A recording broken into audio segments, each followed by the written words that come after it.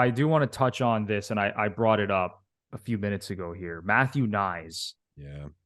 How do you think he's going to factor into this series? Because it feels to me now that based on everything that Sheldon Keefe has said, he really likes Matthew Knies, and it really feels like he's going to crack this game one lineup. If you asked me this a week ago, I would have said, no way. Like, there's not enough time. This guy's coming from college hockey. He hasn't played a game of pro hockey, and he only had 1 point in 3 games, but he's big. He's strong on the puck.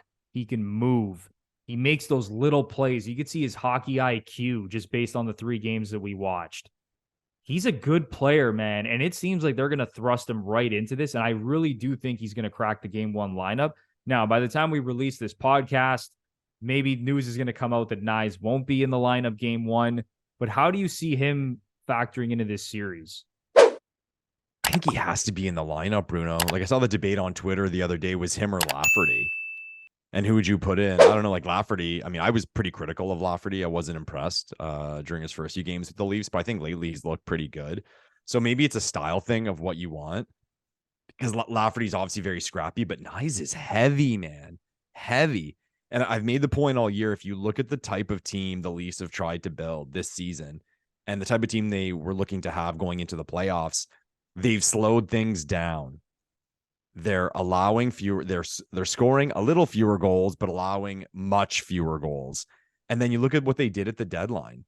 Luke Schenn, McCabe, like bringing in Knies. I mean, these are heavier guys. Ryan O'Reilly, Achari. Like, the Leafs got much heavier in the last 6 weeks. So I think it fits the DNA of what they're trying to build and how they're going to try to win and scrap. They're going to try to win by soccer scores, man.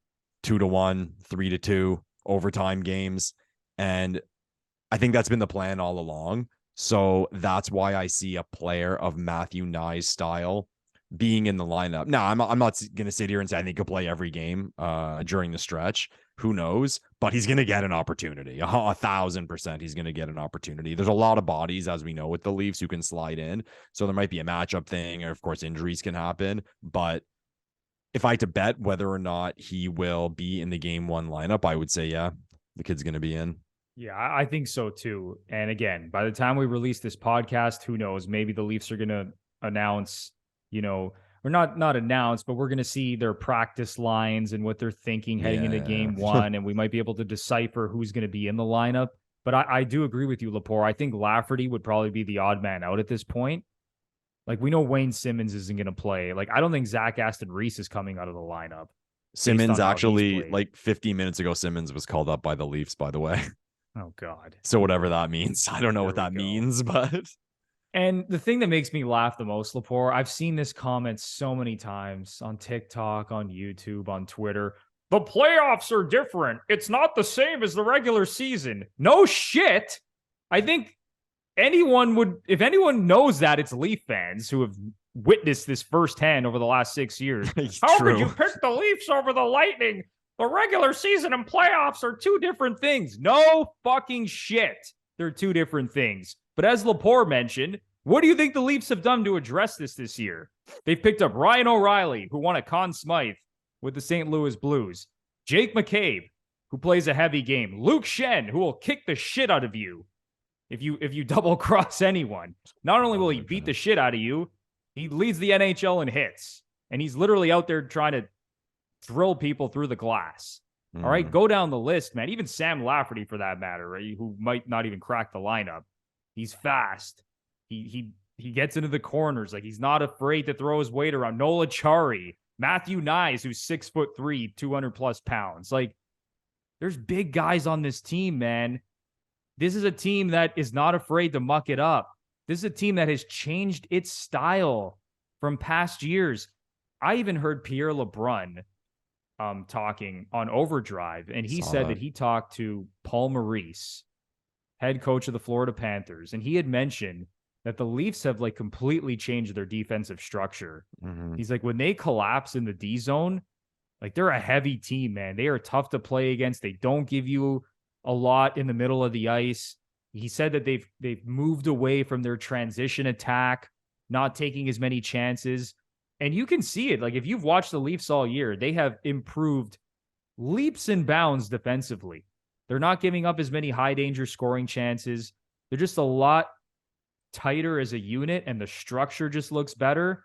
So again, to all those people out there saying the playoffs are different and the Lightning are going to flip a switch, it's like, and really, like, you really think the Lightning are going to flip a switch? I mean, they could, Lepore. It is the Lightning, but based on how poorly they've been playing and their lack of depth and some of the guys that they're missing from last year, as I mentioned, Andre Palat, Ryan McDonough, Tanner Jeannot is injured. It's going to be a lot harder to flip a switch than I think people realize. Yeah. Anyway, I could rant for days about this, but I'll stop there. I'll stop there, Lepore. I hate to be Captain Obvious, but game one is so important because the Leafs can really show their might and their superiority over Tampa. Or if there's a Tampa win, that doubt creeps in, right? 100%. And it's that told you so thing. So again, Captain Obvious, game one's important. Game one is really important, really important. And as far as the Leafs go too, I don't want to say it's mental, because at the end of the day, every game these guys go in, they try to win. But you look at how last year's series played out. Leafs win game one, they lose game two. Leafs win game three, they lose game four. Leafs win game five, they lose game six. And I'm not going to say during all of those second games, the Leafs slacked off because they thought it was over or they just shut it down a bit. But I just think with the experience this team has built, like last year, for example, the Leafs won game one 5-0. Okay, I think people forget that all the time. If the Leafs, and I was worried, I remember the Leafs won 5-0, and I was thinking like, oh, there could be that letdown in game two, and there was, and they lost. This year, I don't think they'll let down, because I think again, experience helps, and the style of team they have helps. Where no, we have to win both. We have to end this. Like, we have to go into Tampa up 2-0. There's no bullshit. We're like, oh no, like that little. Well, what I'm trying to say is, I don't think they'll play at 95%. If they win game one, they're going into game two, they'll be at 100. I think this team is really and truly dialed in, and now they have the maturity to do it. 100% agree. I think this team has learned its lesson, and I mean, it's impossible to say that the Lightning are more motivated than the Leafs at this point. Like, the level of motivation in that Leafs locker room is sky high right now. Like, they can't be more motivated. Like, it's impossible to be more motivated at this point. After all the first round losses, this Leafs team, I would imagine, wants it more than this Lightning team, who's been to 3 Stanley Cup finals in a row and has played more hockey than any team in the league over the last 3 years. And sure, they want to continue their dynasty and this amazing run they've been on. But what do they have? Like, they have nothing to lose at this point, Lepore. They've already proven how good they are. It's the Leafs that haven't proven anything. That's where the motivation is here. So I think every angle you look at this thing, I mean, the Leafs should want to win this series more than anything that they've done in their entire lives. Yeah. One thing, if we can take a positive, or this is how I feel anyway, if we can take a positive from the embarrassments that the Leafs have suffered over the last few years, is they can't and they won't take anything for granted. If the Leafs are up, like to the point I made earlier about slightly taking your foot off the pedal and you're playing at 99 instead of 100, if the Leafs are up 3-0 in this series, they're still out.